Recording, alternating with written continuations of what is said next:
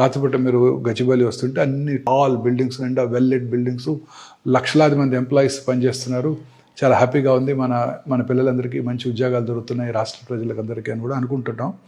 ఆ బీపీఓ ఆఫీస్లో పనిచేసే నైట్ టైం పనిచేసే వాళ్ళందరిలో కూడా breast cancer, colon cancer, ovarian cancer, lung cancer వచ్చే అవకాశాలు ఎక్కువగా ఉంటాయి. Because of sleeping patterns. మన రిథం రిథం దెబ్బతింటోంది.